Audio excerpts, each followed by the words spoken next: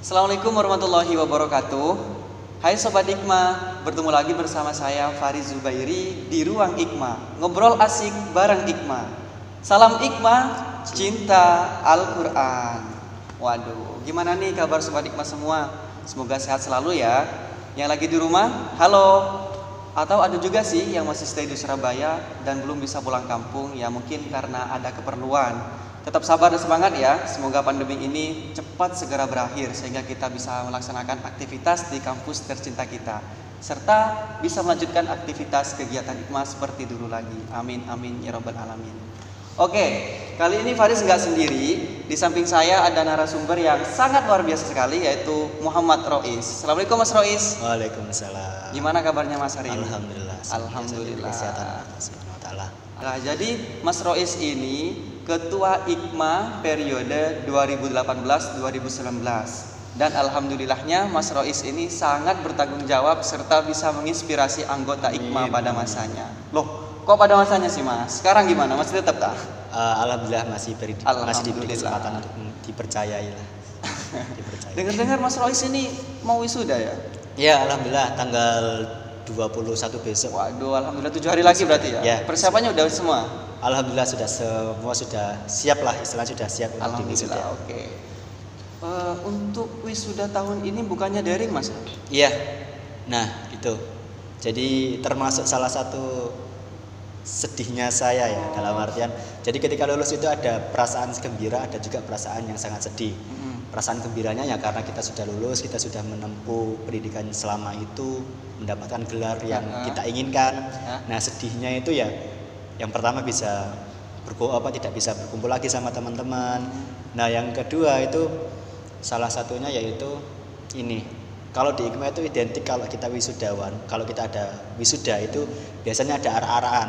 Arak-arak dari anggota Hikmah. Dari anggota Hikmah yang di wisuda itu ada arak-arakan dari SC menuju ke mana, diarak ke mengelilingi kampus tercinta dengan iringan tabuhan Banjari. Oh, meriah sekali ya. Nah, sedih saya seperti itu pada periode ini tidak ada hal saya seperti bisa merasakan Mas, saya bisa merasakan. Terima kasih. Ya, harus sabar Mas karena Ya. ini situasinya lagi kayak gini. Mungkin kalau arak-arakannya nggak bisa diulang oleh anggota Hikmah. Mungkin nanti ada yang mau ngirim hadiah ke Mas Rois karena Mas Rois kan kasihan nggak diarak seperti. Saya tunggu aja di rumah. Oh iya Mas, kalau boleh tahu ini kegiatan Mas Rois setelah lulus dari UINSA serta kesibukan apa yang Mas Rois mulai geluti? Ya. Alhamdulillah masih diberi kesibukan ya oleh Allah Subhanahu wa taala. Kesibukan saya untuk saat ini yaitu ngajar TPQ, menyalurkan sedikit ilmu saya ke beberapa adik-adik saya, kepada anak-anak kecil. Kemudian saya juga tetap belajar untuk berorganisasi lagi. Saya mengikuti salah satu organisasi juga di tingkat kecamatan dan juga meneruskan pembelajaran saya di Hikmah, yaitu saya kebetulan bidang kaligrafi ya. Saya meneruskan pelajaran kaligrafi itu di Sakal, Jombang, Sekolah Kaligrafi Al-Quran Jombang dan Anyar di situ. Wah, ini sangat menginspirasi sekali ya. Soalnya Mas Rois ini udah lulus dari UINSA dan dia tidak leha-leho atau tidak santai. Justru Mas Rois tetap berusaha belajar, tetap terus belajar untuk menggali ilmu walaupun dia sudah lulus. Ya, sangat menginspirasi sekali. Oke Mas, jadi Sobat Hikmah, kita akan mengobrol seputar sejarah Hikmah langsung ke Ketua Hikmah periode 2018-2019 yaitu Mas Rois, agar bisa langsung paham betul mengenai sejarah Hikmah yang masih eksis sampai sekarang dengan 5 bidang. Langsung aja Mas ya. Silakan. Jadi Hikmah sendiri kan mempunyai nama Hikmah ya. Sebenarnya Hikmah sendiri ini kepanjangan dari makna apa Mas? Serta tujuan dibentuknya Hikmah ini apa? Dan ada bidang apa saja di dalamnya? Oke. Hikmah secara harfiah ya kalau kita maknai bahwa Hikmah itu kepanjangan dari Ikatan Qori-Qori'ah Mahasiswa. Yang dalam hal ini dinamai oleh UKM. Bernamaan Hikmah. Untuk tujuan di Hikmah sendiri yaitu menaungi teman-teman yang memang memiliki basic atau minat ataupun bakat di dunia tarik suara, yaitu salah satunya yaitu tilawah, karena memang namanya Qori-Qori'ah. Nah, seiring berkembangnya zaman IKMA semakin berkembang dengan berkembangnya beberapa bidang di IKMA. Yang pertama yaitu tilawah, yang kedua dakwah, yang ketiga sholawat, yang keempat MC, dan yang terakhir yaitu bidang kaligrafi. Nah, boleh dong Mas ceritakan sedikit mengenai sejarah berdirinya IKMA, kemudian tanggal berdirinya, serta kok bisa sih Mas di IKMA ini ada 5 bidang? Oh ya, untuk sejarah IKMA ya ini sedikit yang saya pahami atau yang saya ketahui dan sumber yang saya ambil yaitu dari beberapa orang yang memang pada dulunya itu bisa dikatakan orang yang pelaku sejarahnya, karena saya sendiri juga bukan pelaku sejarah. Saya dapat sumber ini dari pelaku sejarahnya langsung, yaitu salah satunya yaitu Kiai Haji Zaidi Abdad. Beliau bertempat tinggal di Mataram, Lombok. IKMA itu berdiri pada ditetapkannya IKMA itu berdiri pada tanggal 3 Maret 1989. Seperti itu. Nah, awal-awalnya IKMA itu memang hanya menggeluti di dunia tilawah saja, karena memang qori-qori'ah seperti itu. Kemudian seiring berkembangnya zaman, seiring berkembangnya waktu, seiring pergantian ketua umum juga, IKMA akhirnya berkembang menjadi beberapa bidang, diantaranya seperti tadi yaitu dakwah, sholawat, MC, dan juga kaligrafi. Untuk berkaitan sama siapa yang mencetuskan, untuk yang saya ketahui dari periode 1 dalam artian ketua umum IKMA yang pertama, kedua, dan ketiga itu masih di dunia tilawah, Kemudian di ketua umum yang keempat ini mencetuskan ada kegiatan tambahan yaitu seperti dakwah, MC, dan sholawat pada saat itu. Dan di periode ini itu bukan bidang ya, dalam artian bukan terbentuk bidang secara langsung, tapi semacam kegiatan tambahan yang di-PJ oleh siapa dan diamanahkan ke siapa. Kalau yang saya tahu itu yang di MC itu Ustadz Zainul Matkur itu minta tolong ke Bunda Cita ya, yang sekarang menjadi pembinanya MC, itu minta tolong ke Bunda Cita untuk istilahnya penanggung jawab dari bidang MC. Pun sama bidang yang lain pun juga ada penanggung jawabnya juga seperti itu. Ya, jadi Sobat IKMA sendiri dulunya tidak langsung dor 5 bidang, tetapi yang pertama mendominasi ke tilawah qori-qori'ah. Kemudian datang periode selanjutnya ada dakwah, sholawat, serta MC Mas ya. Tetapi itu bukan bidang, cuma kegiatan selingan, kegiatan tambahan yang ditambahkan oleh para pendahulu IKMA sendiri. Kemudian sejarah munculnya kaligrafi itu seperti apa Mas? Ini kan belum muncul kan ya? Ya. Kaligrafi itu ini saya masih belum tahu secara pasti ya sejarahnya kaligrafi itu bagaimana. Tapi kaligrafi itu mungkin sudah ada ya dari dulu, karena saya sudah menanyakan ke beberapa ketua umum IKMA sebelum beliau masuk IKMA, dalam artian sebelum beliau menjadi anggota IKMA, dalam artian masih mendaftar, itu sudah ada bidang kaligrafi. Cuma waktu itu istilahnya itu masa keemasan ya, masa kejayaan dari kaligrafi itu ketika ketua umumnya itu Cak Atok Murtaopo, itu koordinator bidang kaligrafinya Mbak Rina atau Teh Rina dari Jawa Barat kalau nggak salah. Nah, Teh Rina itu adalah koordinator bidang kaligrafi pada saat itu, dan bisa dikatakan pada saat itu tuh masa keemasan kaligrafi bisa eksis sampai sekarang. Waktu itu Teh Rina itu mengadakan suatu event. Nah, event itu adalah workshop internasional yang pertama. Beliau mendatangkan pemateri langsung dari Arab Saudi, yaitu Ustadz Hutoini. Seperti itu. Nah, itu berkat kegiatan itu bisa dikatakan kaligrafi bisa eksis sampai sekarang. Bahkan prestasi dari kaligrafi pun sudah mencapai tingkat internasional, seperti pada tahun 2016 ya, pada tahun 2016 itu ada Mas Syarif pameran ke Aljazair, dan Ustadzah Ulin Nikmah juga ke Dubai secara gratis hanya dengan mengumpulkan karya kaligrafi saja. Berarti pertama munculnya kaligrafi ini langsung menaikkan derajat kaligrafi sendiri dengan memenangkan kayak gitu ya Mas, lomba-lomba tadi. kaligrafi itu bisa dikatakan naik turun. Jadi naik turun, kemudian pada masanya Teh Rina itu bisa dikatakan masa-masa awal kejayaan dari kaligrafi. Nah, sejak itulah kaligrafi mulai berkembang sampai sekarang. Sampai sekarang bisa ada gitu. Oke. Untuk nama Ikma sendiri ini sudah tercetus nama Ikma atau dahulunya ada penamaan lain sehingga langsung terbentuk ke Ikma sendiri? Ya. Ikma itu dulunya, ini sedikit kembali ke sejarah ya. Ikma itu dulunya namanya itu JQH. JQH yaitu Jamiatul Qura wal Hufat. Itu awal-awal Ikma ya, awal-awal Ikma itu namanya JQH. Kemudian ini saya dapat cerita langsung dari pelaku sejarahnya yaitu Ustadz Kiai Haji Zaidi Abdad tadi yang di NTB itu. Beliau itu bercerita bahwa dulu itu YIN, dulunya Ikma, UIN Surang Ampel masih YIN ya? Masih YIN, itu kedatangan tamu dari UIN Syarif Hidayatullah. Kebetulan pada saat itu ada tamunya itu Ustadz Muammar. Beliau Qori juga. Muammar yang Qori internasional itu ya. Qori, kemudian Ustadz Muammar ini membawa rombongan 40 Qori'ah nasional maupun internasional. Kemudian dari pihak rektorat ini kebingungan.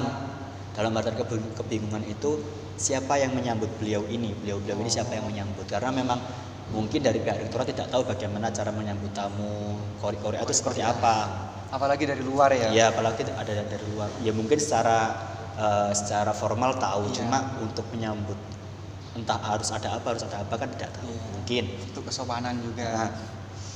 Kemudian pihak rektorat menghubungi Ustadz Jadi Abdad pada saat itu. Kemudian dijamulah para tamu undangan itu oleh Ustadz Jadi Abdad. Nah, kemudian pada saat itu Ustadz Muammar tuh tanya kepada Ustadz Jadi Abdad, kalau di UIN Syarif Hidayatullah itu nama UKM yang menggeluti di dunia Qori itu namanya Hikmah. Ya, Hikmah itu sendiri apa? Himpunan Qori'ah mahasiswa. Seperti itu. Kemudian beliau juga tanya, kalau di YIN apa namanya? Kemudian Ustadz Zaidi Abdad jawab, namanya JQH Ustadz. JQH. Loh, di UIN Syarif namanya Hikmah, di YIN kok namanya JQH? Nah, kemudian mungkin bisa dikatakan Ustadz Muammar ini agak sedikit tidak setuju kalau namanya itu JQH. Memang beda sih Mas ya. Kemudian dari situlah tercetus nama Ikma, Ikatan Qori'ah Mahasiswa. Nah itu dari JQH menjadi Ikma sampai pun sama ketika ada juga penamaan lagi, dalam artian dalam berjalannya waktu juga ada pengubahan nama. Pada saat itu dari JQH menjadi Ikma, kemudian itu berjalan mungkin dari ketua umum pertama, ketua umum kedua sampai ketua umum ketiga. Kemudian pada periode ketua umum keempat itu namanya sempat berubah, dalam artian diubah, ada penambahan Ikma dan dakwah. Berarti bukan diubah tapi ditambahkan. Iya, ditambahkan Ikma dan dakwah. Kemudian kenapa Ikma dan dakwah? Karena memang kegiatan pada saat itu tilawah dengan dakwah itu kegiatannya mendominasi, dalam artian kegiatan yang memang sering diajarkan, rutinan yang sering diadakan seperti itu. Nah, kemudian nama itu berganti lagi menjadi Ikma lagi sampai sekarang. Jadi proses Ikma itu memang memiliki lika-liku yang sangat jadi seperti ini Sobat Ikma. Ikma ini tidak semata-mata langsung Ikma. Pertama kali yaitu JQH, Jamiatul Qura wal Hufat. Kalau boleh tahu Jamiatul Qura wal Hufat itu apa artinya, Mas? Jamiah itu kan kumpulan. Qura itu kan orang-orang yang menghafalkan Quran atau membaca Quran. Nah, Hufat itu orang yang menghafalkan Quran. Jadi kalau sekarang mungkin UPTQ. Iya, hafid ya. Seperti itu. Nah, setelah itu baru diusulkan ada usulan dari Kiai Haji Muammar untuk diubah menjadi Ikma. Jadi terdapat perbedaan sedikit ya antara UIN Syarif dengan UINSA. Hikmah ke Ikma. Jadi saling beriringan. Oke Mas, untuk selanjutnya ini apa ibrah dan pelajaran yang bisa Mas petik dari pendahulu Ikma untuk anggota Ikma serta masyarakat luas yang sudah mengenal Ikma? Intinya kita jangan sampai melupakan sejarah Ikma ya. kita jangan sampai melupakan sejarah hikmah. Karena kenapa? Pun sama ketika kita menafikan, jangan sampai kita menafikan bahwa pencetus hikmah atau orang-orang yang berjuang di hikmah itu dinisbatkan kepada satu orang. Jangan sampai kita berpikiran sempit seperti itu. Hikmah itu adalah wadah yang sangat besar. Jadi kita, dan yang membawa hikmah pun, yang berjuang di hikmah pun juga banyak. Mungkin untuk saat ini yang kita ketahui hanya beberapa orang itu saja. Pendahulu-pendahulu hikmah itu ya orang-orang itu saja. Padahal ada orang lain ya. Yang mungkin kita masih belum tahu seperti itu. Kita masih belum tahu. Nah, intinya kita jangan sampai melupakan sejarah, bahwa kita jangan lupa sejarah, jangan melupakan sejarah. Pun sama ketika seperti ini, saya sendiri pun istilahnya kegiatan rutin yang saya lakukan setelah sholat itu saya mengirimkan Al-Fatihah untuk hikmah. Saya mengirimkan Al-Fatihah untuk hikmah. Kenapa? Ya, saya belajar banyak hal di hikmah. Dan ketika saya mengirimkan satu Al-Fatihah di hikmah, itu yang melingkupi bukan hanya hikmah periode sekarang saja atau periode saya saja, tapi orang yang memang pernah berjuang di hikmah, orang yang memang itu pasti kena doa pendahulu juga. hikmah, maupun yang sekarang berjuang di hikmah, ataupun orang-orang yang hendak memperjuangkan atau melanjutkan estafet pengurusan hikmah, itu juga mencangkup semua itu. Dan itu hal yang saya yakini dan yang saya yakini lah seperti itu. Baik Mas Rois, apa ada pesan dan kesan untuk anggota hikmah? Ya, pesan saya ya, saya di hikmah itu belajar banyak hal. Saya di hikmah itu mendapatkan banyak sekali pelajaran, bahkan itu pelajaran yang bisa dikatakan pelajaran hidup. Iya, pelajaran hidup. Pesan saya sih, kalian tetap berjuang, tetap belajar di hikmah, tetap berproses di hikmah dengan ikhlas, dengan istiqomah. Saya masih ingat dawuhnya Kiai Haji Zaidi Abdad. Langsung ke Mas sendiri. Iya, pada saat itu beliau datang di acara kita, yaitu di Maulidiyah Hikmah yang ke-30. Pada saat itu pas perlombaan MSQ di auditorium UIN Sunan Ampel Surabaya. Beliau datang dari Mataram, datang ke kita, ke Surabaya. Iya, ke Surabaya untuk menghadiri acara itu.